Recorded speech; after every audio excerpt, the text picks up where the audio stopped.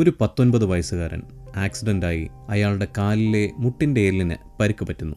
ഡോക്ടർമാർ അയാളെ സർജറിക്ക് വിധേയനാക്കുന്നു. ഇംഗ്ലീഷ് മാത്രം സംസാരിച്ചിരുന്ന ആ യുവാവ് സർജറിക്ക് ശേഷം കണ്ണു തുറക്കുമ്പോൾ പൂർണ്ണമായും സ്പാനിഷ് സംസാരിക്കുന്നു. ഒരു തടസ്സവുമില്ലാതെ, നല്ല ഫ്ലുവൻ്റായി. ഏറ്റവും വിചിത്രമായ കാര്യം, അയാൾ അതിനു മുമ്പ് സ്പാനിഷ് ഇത്രയും പഠിച്ചിട്ടില്ല എന്നതാണ്. ഇതൊരു സിനിമയല്ല, യഥാർത്ഥ സംഭവമാണ്. എല്ലാവർക്കും സ്വാഗതം ജെഫ് സ്റ്റോറീസിലേക്ക്.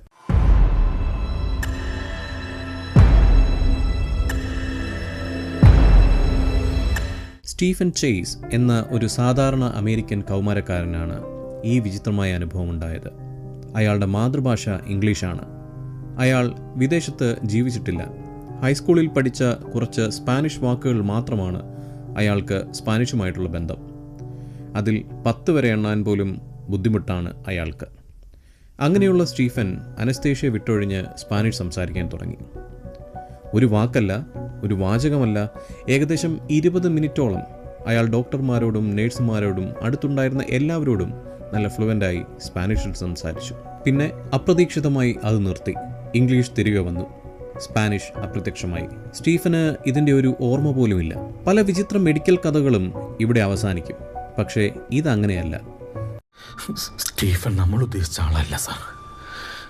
അടുത്ത 10 വർഷത്തിനിടെ സ്റ്റീഫന് 3 വ്യത്യസ്ത സർജറികൾ ഉണ്ടായി. ഓരോ തവണയും അതേ സംഭവം.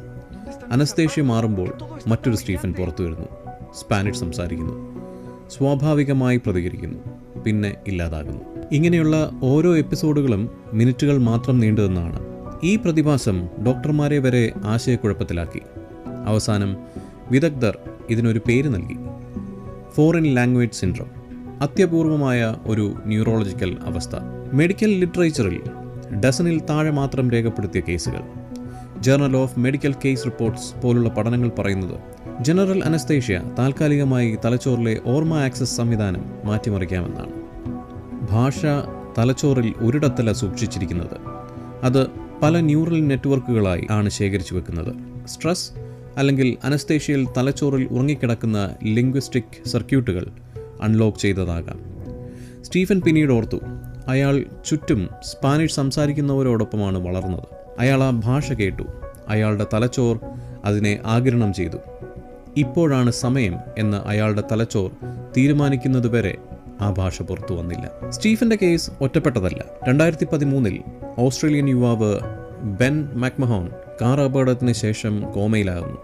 കാലങ്ങൾക്ക് ശേഷം അയാൾ കോമയിൽ നിന്ന് ഉണർന്നു, മാൻഡറിൻ സംസാരിച്ചുകൊണ്ട്. അയാൾ വർഷങ്ങൾക്ക് മുൻപ് അല്പം മാൻഡറിൻ പഠിച്ചിരുന്നു, പക്ഷേ ഇത്രയും ഫ്ലുവൻ്റ് ആയിരുന്നില്ല. 2016 റൂബൻ നെസ്മോ എന്ന അമേരിക്കൻ കൗമാരക്കാരൻ ഫുട്ബോൾ അപകടത്തിന് ശേഷം ഉണർന്നപ്പോൾ സ്റ്റീഫനെ പോലെ സ്പാനിഷ് മാത്രം കുറച്ച് സമയത്തേക്ക് സംസാരിച്ചു.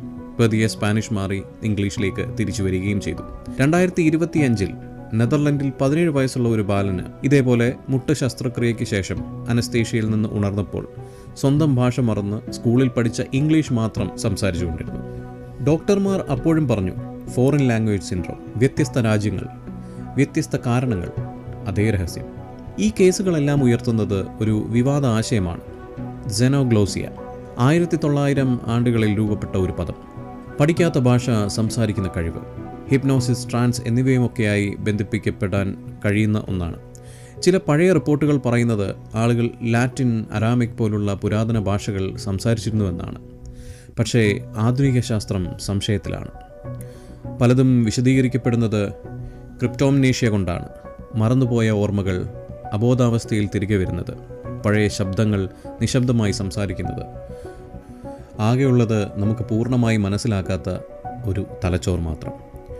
സ്റ്റീഫൻ ചേസിന് ഇത് ജൈവശാസ്ത്രപരമായ കാരണമാകാം. അയാളുടെ കഥ നമ്മെ ഓർമ്മിപ്പിക്കുന്നത് നമ്മുടെ തലച്ചോർ നമുക്ക് തന്നെ അറിയാത്ത കാര്യങ്ങൾ അറിയും. ഭാഷകൾ, ഓർമ്മകൾ, കഴിവുകൾ എല്ലാം നിശബ്ദമായി കാത്തിരിക്കുന്നു. ഒരു നാൾ എന്തെങ്കിലും അവ തുറക്കുന്നത് വരെ. സ്റ്റീഫൻ ചേസിൻ്റെ കഥ നിങ്ങൾക്ക് ഇഷ്ടപ്പെട്ടു എന്ന് വിശ്വസിക്കുന്നു. ഇതേപോലെയുള്ള ഇൻട്രസ്റ്റിംഗ് സ്റ്റോറീസിനായി സബ്സ്ക്രൈബ് ജെഫ് സ്റ്റോറീസ്.